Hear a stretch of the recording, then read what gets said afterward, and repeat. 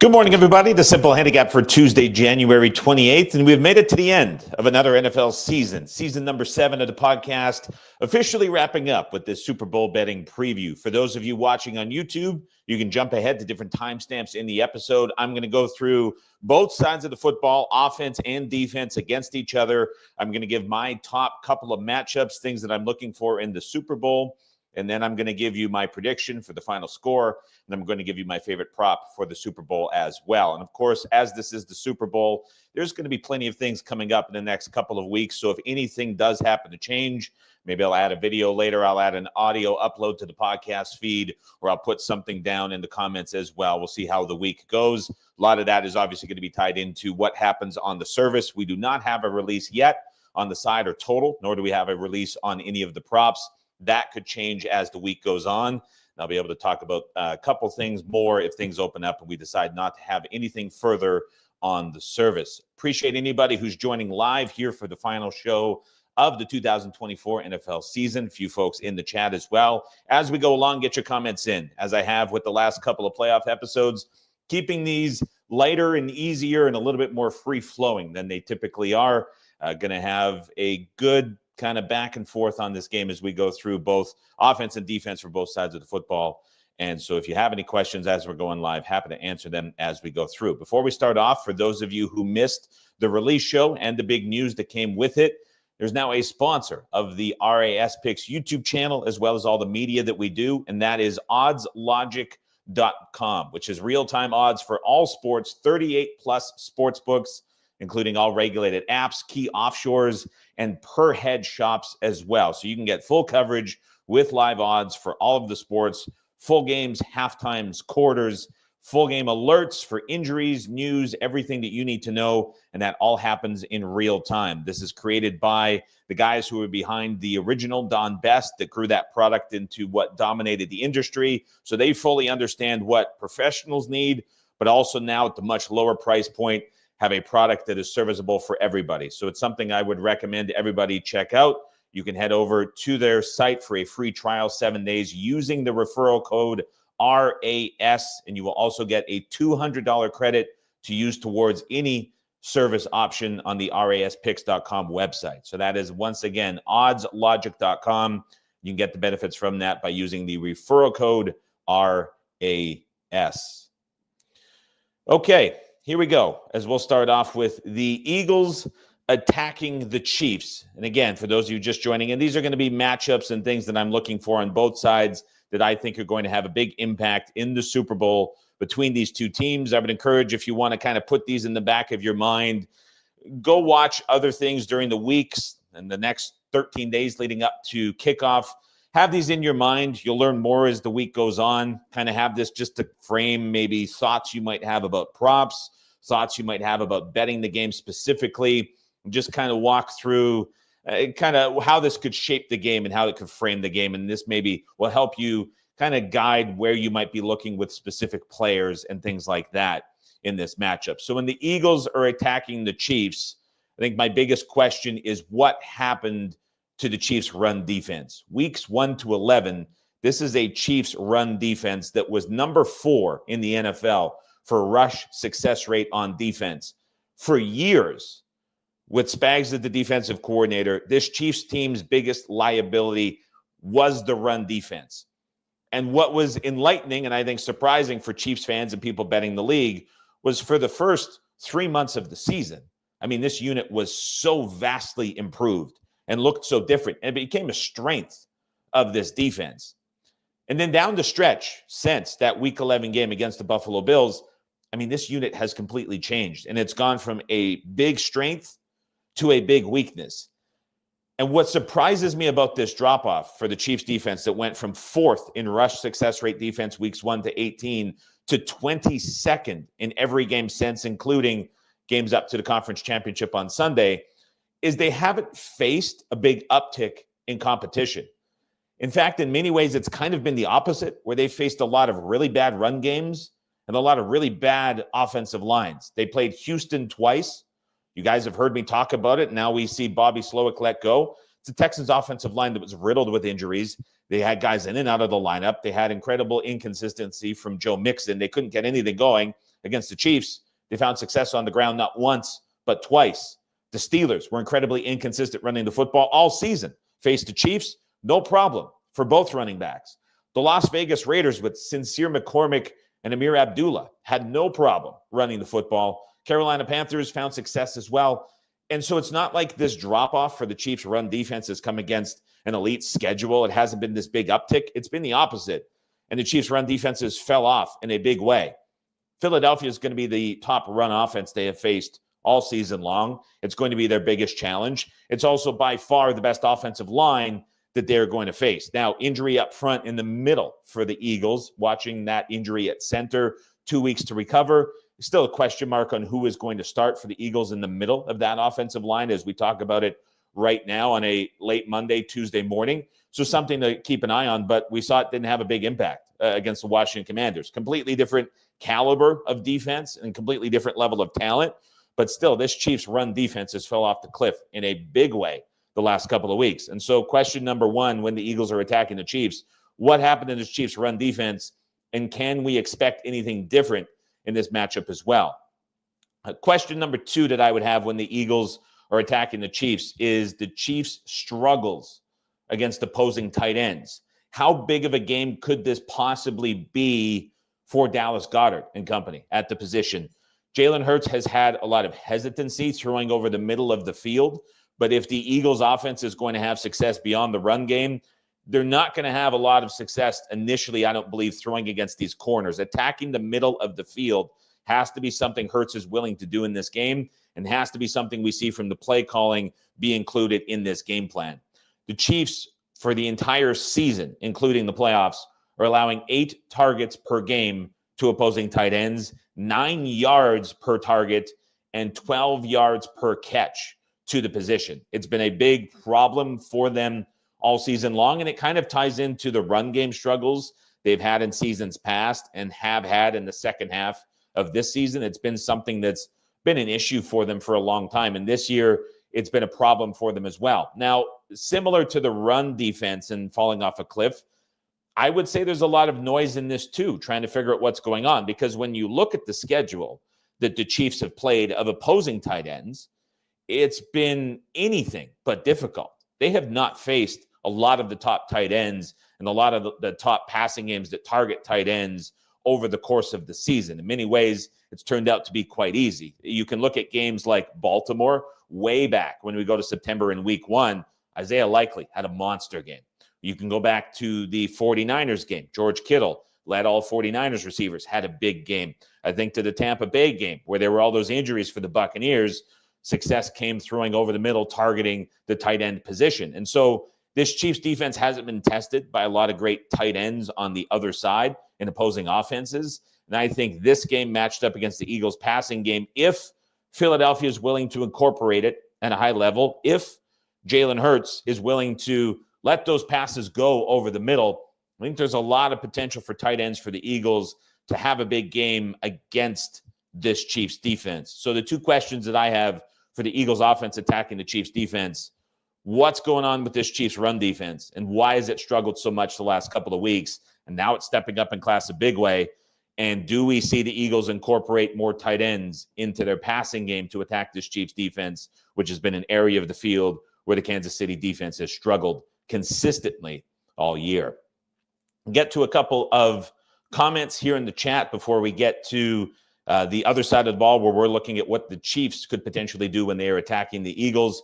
Mr. Katz says hello. Kevin says he hates the matchup. Nathan Long firmly disagrees in the next comment. Says, I'm super pumped for the matchup. Great story.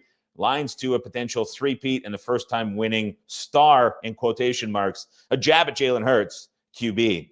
Ryan C. says, to all who tried to give you shit on X for not doing a midweek preview mid-move when this is completely free content, guaranteed that guy isn't an RAS paid subscriber. So I knew last week was going to be difficult to get that in.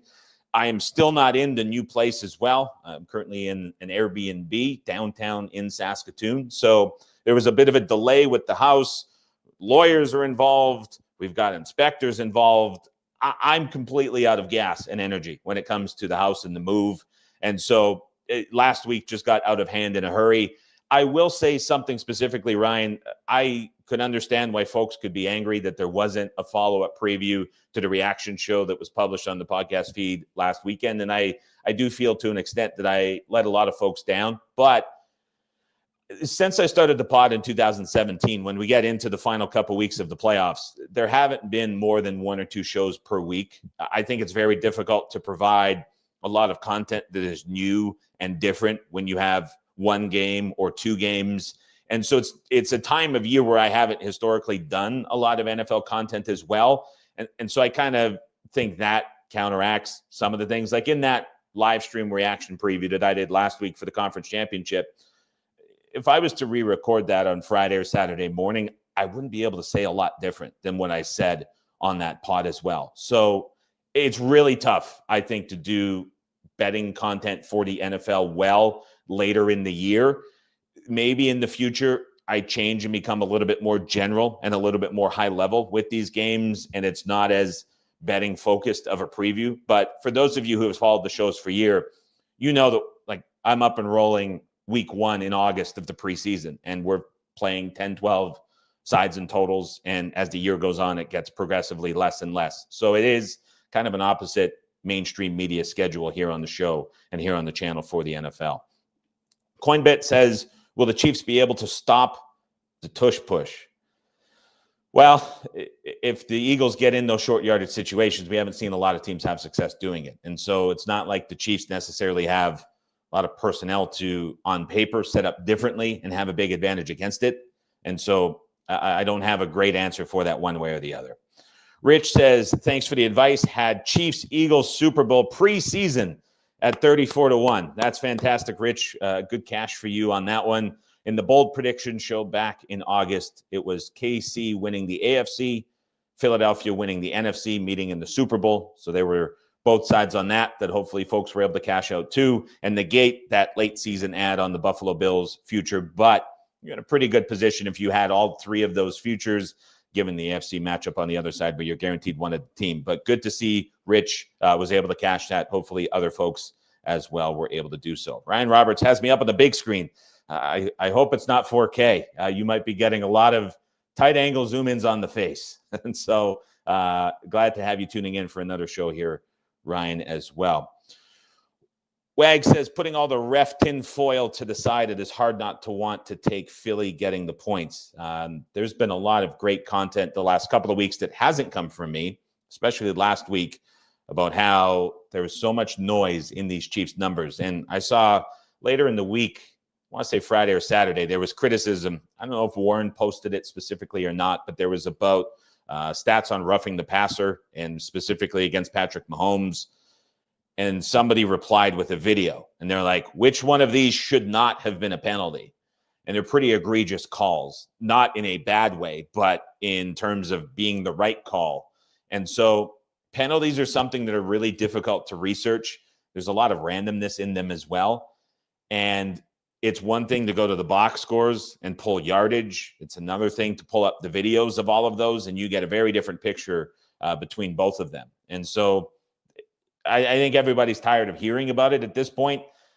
The simple answer is if the league is fixed and the refs are fixed and bought, and everybody's trying to support the Chiefs and get them to undeserving wins, just keep betting the Chiefs. If you think that that's the truth and what's actually going on, you're going to make a lot more money just backing the Chiefs than sending tweets about how the league is fixed. And so I think we can maybe be past that by this point. So good to see the comment in the chat as well. Folks congratulating Rich on the victory too. Other side of the football, Kansas City Chiefs attacking the Philadelphia Eagles. There are a lot of similarities in both the offenses and the defense and keys that are going to apply to this game, especially on the offensive side. This one could not be more clear and easy for me to circle and identify. And the Chiefs 100% absolutely must make a big effort to target the middle of the field, to go at tight ends, to go at slot wide receivers. Everything Kansas City has to do in this game on offense is about targeting the middle of the field. The Nakobe Dean injury has been discussed. It is impactful, perhaps not nearly as much against that Commanders offense as it will be against this Chiefs offense. But Philadelphia's bottom 10 in defending tight ends. They don't have a lot of strength at linebacker past Zach Bond. You've got guys that are now being inserted into a much bigger role in the absence of Nakobe Dean. A lot of tackles lost. A lot of leadership in the middle of the field has been lost as well. And I think about Kansas City. They faced the Houston Texans team in the wild card round who has elite, physical, in-your-face, upfront corners. And Kansas City was able to construct an offensive game plan that didn't even target wide receivers. I mean, they weren't even included in the game. They said, we're not going out wide. We're taking everything down the middle. And they did, and they won. It wasn't the prettiest offensive performance, but it was what the Chiefs needed to do against that Texans defense. And they did it. And it's what they have to do against this Eagles defense. And I think they're going to be able to find ways to do it again. What I've noticed about Kansas City is the last 2 weeks and the last two games, we've seen completely different game plans and completely different ways to attack defenses that, quite frankly, required different ways to attack them. In the game against the Bills, we saw Travis Kelce and tight ends effectively taken out of the game. And we saw the injury to Benford with Elam coming in. And even from the get-go, it was RPOs, it was quick passes, it was getting wide receivers involved and using their speed to create big plays. And so I think there can be a lot of trust put in this Chiefs offense to go at the weakness and to exploit it. And for the Philadelphia Eagles defense, which is phenomenal, the one weakness that is there is attacking these linebackers, using tight ends, using slot wide receivers, and taking on the middle of the field. Now, something that I'll say that goes maybe a little bit past the obvious with this is when you think about the Eagles defense and how it's constructed, the defensive line is elite. And that pass rush that doesn't need to bring extra guys can be incredibly dominant and take over games. And we'll talk about how detrimental this matchup could be for the Chiefs offensive line in a couple of minutes. But when I think about the Chiefs offense and how it might want to try and negate that big strength of the Philadelphia Eagles, it kind of ties in to attacking that weakness in the middle of the field as well. And so something I think we're going to see the Chiefs do is use a lot more no tempo than they have over the course of the season. And that's going to be a way that they can really stress the pass rush and try gas them out early. But what I believe we are going to see, and it might be something that the Chiefs were forced into doing against the Bills that maybe they wanted to save a little bit. Something the Chiefs were incredibly effective at doing against the Bills was getting the moving pocket for Mahomes and getting him off of his spot. You guys watching the stream right now and listening to the podcast on Tuesday morning, I mean, you can probably envision in your mind so many of those plays where Mahomes just quickly got out of the pocket, got to his right. The bind that put the middle level of the Bills defense in every time that the Chiefs went to the play was significant. And when I think about how that combined with tempo can get away from the weakness of the O-line and get away from the strength of the Eagles D-line and put that middle in a bind where the Eagles have some relative inexperience to the elite level of play they had at the linebacker position over the season, I believe it's something we see the Chiefs go right back to and use quite a bit. And so to me, that's absolutely the two things that we need to see the Chiefs employ on offense to take on this Eagles defense. And I think this is something that's going to open up a lot of opportunities for props at the end of the show. I'm going to talk about a prop that takes this on in a different way than I think people might be expecting as my favorite prop of the Super Bowl. But this is something that we're going to see discussed a lot more over the next 2 weeks and probably provide some good opportunities when you're looking back at props specifically. So keep this in mind as you start thinking about how you're going to be betting the Super Bowl. So again, to recap, the two things that I see the Chiefs having to do here is attack the middle of the field, but also use a lot more no huddle, use a lot more tempo, and get Mahomes moving outside of the pocket quite a bit to negate that strength as much as possible of the D-line from having a dominant rush up front.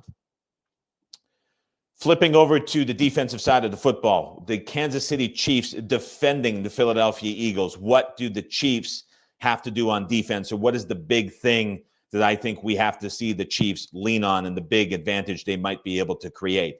So I don't want to go obvious in this one and say the Chiefs are going to have to stop the run. I mean, that's going to be the cupcake layup comment that we are going to see. But I think the big advantage that the Chiefs have in this game is exactly how we saw them win against the Buffalo Bills and exactly how we saw them win against the Houston Texans in the second half of that game when they really dialed up the blitz to try generate pressure. And it's an easy thing to kind of circle. Like if a defense gets pressure, they're going to do well. But it's very specific to the Philadelphia Eagles because Jalen Hurts has been abysmal all season long when he has been pressured. Hurts is 43 of 43 qualifying quarterbacks with 150 dropbacks or more passing the football when pressured. Dead last in the NFL. He has struggled a ton.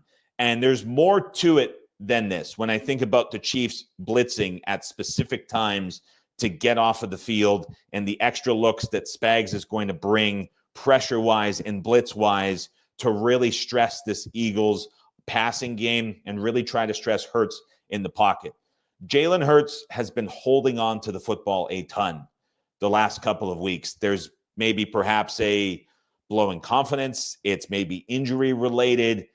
Hard to try really figure out exactly what is going on, but you watch these games week after week, and he is just sitting in the pocket, holding on to dear life for the football. And even against Washington, which was a really ineffective pass rush, there were still times where he is in the pocket with just so much space in front of him to take off, to run, to throw it, and he's just refusing to get rid of the football.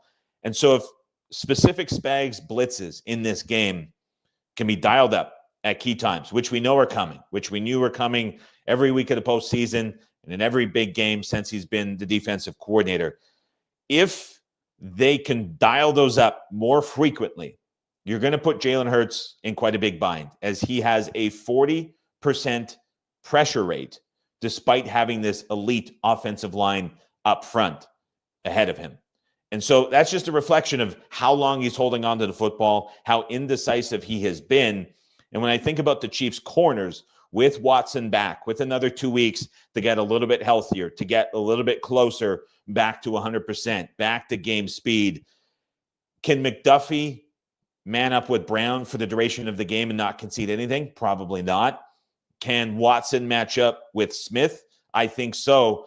Again, we go back to how the Eagles have to attack the Chiefs. It's going to need to be different than what we've seen the Eagles have success with. And if this is a willing Hurts holding on to the football, which is something that he wants to do, that welcomes pressure rate, that is going up against an elite defensive coordinator that is so good at timing these blitzes, and you have a really tough matchup of opposing corners on your wide receivers, that might just entice that extra half second for Hurts, which could be problematic, especially if the Chiefs have any answer up front against the ground game. I think it could be a big matchup advantage for Spags against Hurts with these blitzes, with these pressures, because it's been something that Hurts has struggled with all season long.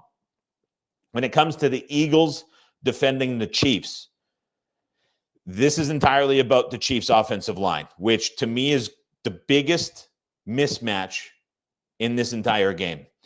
The idea of Jalen Carter matching up with Mike Caliendo, there is no bigger mismatch anywhere on this field between any two position groups anywhere. That is such a significant mismatch that if the Eagles are able to get the ground game working and they're able to get into a positive game state and the Chiefs are forced to play a little bit more pass than they want to have Mahomes dropping back a little bit more than they want to, this Chiefs offensive line is going to lose up front. And I do wonder, and my big question here when it comes to the Eagles defending the Chiefs is, do Kansas City change up front with their offensive line alignment? I bring this up because the Chiefs' run game, since they moved Joe Thuney out to left tackle, has completely disappeared. We know Isaiah Pacheco by this point is injured, and he's far from 100%. Kareem Hunt has been the lead running back.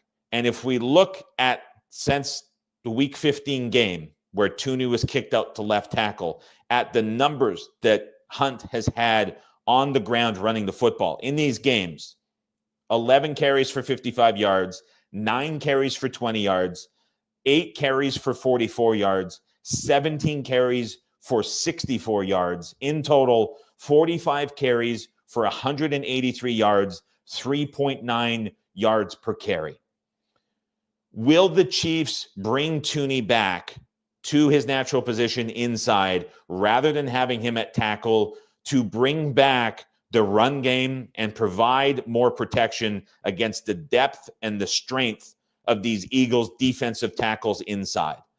I think it's something that the Chiefs have to consider, because I believe the Chiefs' run game has fell off since Tooney moved over, because you now weakened the strength of this offensive line. Chiefs had the best interior offensive line of any team not named the Detroit Lions over the course of the season. And they had a very good run game behind it because of how great it was in the interior. Mahomes in the passing game struggled. Not only did they have a lot of injuries, but they were consistently getting pressured from the outside edges. You move Tooney over, all of a sudden the run game becomes a lot weaker in the middle, but you only save yourself a little bit from the pressure rate because you now have a weakness and a liability in front, but you devalue the run game that you've been able to kind of lean on at times to get through some of these close competitive games. And again, against Buffalo, Patrick Mahomes had a 99 percentile passing game when it comes to success rate against that Bills defense. He saved, and it's a bad thing to say that Mahomes saved the Chiefs offense, the best quarterback in the NFL. Of course he did. The Chiefs run game was non-existent against the Bills. And a lot of those early down runs, not only against Buffalo, but in the last couple of weeks, have been throwaway plays. And the Chiefs are winning in spite of not having that ground game and not having any ground support. And it's all on Mahomes' shoulders. And not a bad place to be, but it's such a blow to the offense. And I think about this Eagles defensive matchup and these defensive tackles inside. I really believe that the Chiefs have to consider making a switch back to what the O-line was, to have a little bit more balance, to have some resemblance of a ground game. Otherwise, this is going to be, in my opinion, the biggest mismatch with Carter against Caliendo. And if there is a positive game state for the Eagles and they can kind of lean back a little bit on defense and maybe just dial up the blitz rate a little bit behind it, I mean, you're going to win up front so consistently with Carter and these DTs against the interior of this Chiefs offensive line. I think that's a big problem. And this is the one matchup that I think matters more than anything we've talked about that could completely destroy this game up front. And it's going to need to be coming from a positive game state. So, to me, this is the Eagles. We've talked about it so often. If you get them front running a little bit, as elite as Mahomes has been in the second half of playoff games and the fourth quarter of playoff games, and as amazing as he has been generating some of these comebacks when he is down, better than any quarterback we've seen since Tom Brady. I mean, it's as good as it gets. The Eagles up front on that D-line with those D tackles, if they get the lead, I think they can really cause a lot of trouble for Kansas City up front, and they can really end up taking over this game if there's not a change or just an all-time game from these Chiefs interior defenders if Tooney sticks out on the left side. That brings me to my game prediction. And so if you have any more comments as we get to the half an hour mark, please put them in the chat. Again, final live stream of the NFL season. So it's now or never for questions. It's now or never for comments. If you're listening on Apple or Spotify at this point, I would encourage you, especially on Spotify, you can leave comments down below that I can get to. Of course, if you're watching on YouTube, you can leave comments now up to kickoff on next Sunday, and I'll get those answered over the next 12 and 13 days, depending when you're leaving the comment. If you're listening on Apple and you want to jump over to that YouTube video as well on the RAS Picks YouTube channel, you can leave your comment down below in the video, and I will get to it as well. To bring up my prediction, I would say my level of conviction on this, as things were for the conference championship rounds, is as low as it can get. And I know with it being a Super Bowl show, and this is probably going to rank well and bring in some extra viewership, people looking for a prediction and a bold claim. I don't have that in this game, side or total. And as the game was ending, was going back and forth in the comments. My numbers on this game, where we were kind of speculating what was it going to open, what were we going to get, were effectively on markets. My total was a little bit higher. Point spread was a little bit shorter. My prediction for this game, Philadelphia 27, Kansas City 26.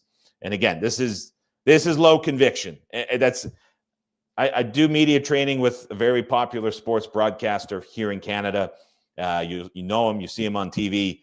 He says the worst thing that you can do on a betting show is not have conviction behind the pick. I'm telling you, I'm doing the worst thing that you can do in media broadcasting and say there's not a lot of conviction behind this. I think it's a very competitive game. I think it is a back and forth game for 4 quarters that will be very tightly played.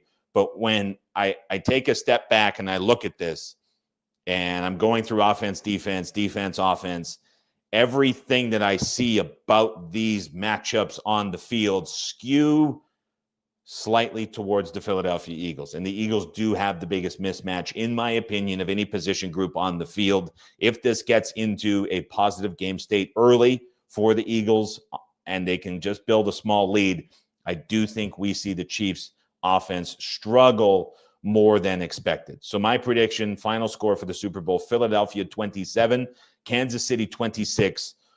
But again, I'm talking about a very low conviction side and total thought on this game. When we were going back and forth and that number opened at 48 was the low point on the total that was opened, I just said, this is not going to last. It's going to get bet up. The reason I'm saying that I thought we would see this get bet up is because what we saw from both of these teams in the conference championship were just 2 elite offensive performances. It was the best we've seen Jalen Hurts play all season. There's probably a case to be made that Jalen Hurts is coming off the best game of his career. He looked as good as we've seen him look in forever throwing the football.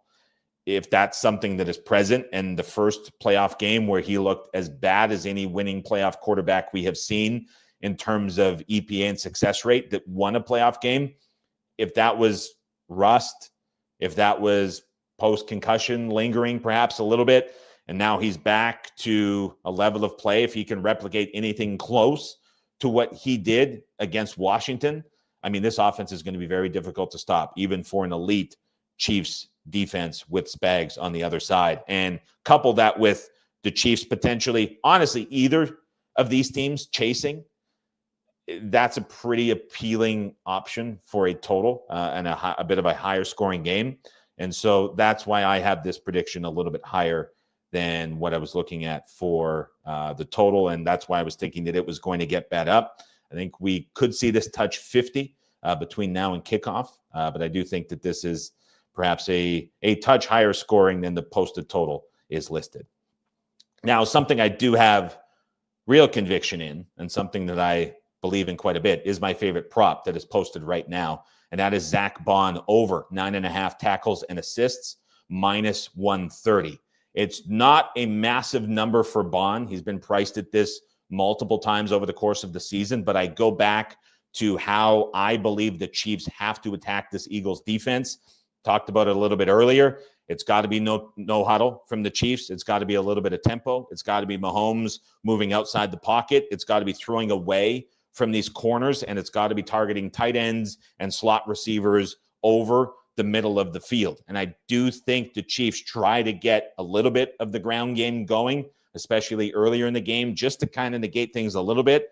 This is an all-in spot for Bond as the linebacker, getting the majority of the play moving his way from how the Chiefs are going to attack this defense, but also getting more opportunities because of the rotation going on around him without Dean in the middle of the field as that green dot. And so this is going to be a game where Bond has a ton of opportunities, not only against these multiple tight ends for the Chiefs, but also against slot routes over the middle and the run game as the lead guy in the middle of the field, leading tackler for the Philadelphia Eagles. My favorite prop of this Super Bowl, Zach Bond over 9.5 tackles and assists. And when I compare the conviction level in that prop to the final score side and total prediction, I'm not exaggerating when I would say it's about 10 times higher. So we are talking about significantly different levels of confidence in both of those wagers. Obviously, sports books and the limits kind of allow you to do the opposite when it comes to that. But Zach Bond, over 9.5 tackles and assists, my favorite prop of this Super Bowl. That will do it for me. And that will do it for the season here for the Simple Handicap Podcast, talking NFL. We've reached more than 3.4 million bettors since starting the podcast. And I just want to say thank you to each and every one of you who have listened to the show since day one, whether this is episode 1 or you're in season 7, whatever it might be. Every single download, every single listen, every single view, and even every single comment, positive and negative, makes my day and allows me to be in a position to do this and to see that this show helps so many different bettors either think about football differently, bet on things differently, have success betting, whether it's in contests with some of the biggest contest winners the last couple of years, listening to every episode, whether it's betting weekly from DMs that I get on Twitter talking about how much the people have won, following things that I've said here on the podcast, whether it's just office pools as well, which people are in spread pools or office pools or contests locally that they listen to the podcast and rely on. Every single comment and every single note that I get from everybody makes me pretty proud to be in a position to do this. And so I say thank you to everybody who has tuned in over the course of the season, the last several seasons as well. And I look forward to continuing with off-season content here on the podcast feed, as well as on the YouTube channel. I think there's certainly an opportunity this year as well, as we get into March, to get into a little bit of spring football as well in the U.S. rather than perhaps, I don't want to rule out CFL, you never know. But I think with spring football being pushed back a little bit into March after college basketball settles down too, there's opportunities to dive into that a little bit further in March, April, and May as well, if everybody is interested. And so, again, thank you to everybody who's listened over the course of the season. I hope you have an awesome Super Bowl. I hope you have an awesome off season. And I look forward to chatting with each and every one of you very soon, whether it's college basketball release shows here on the YouTube channel or off-season football content here on YouTube and the podcast feed. Again, thank you, everybody, for tuning in.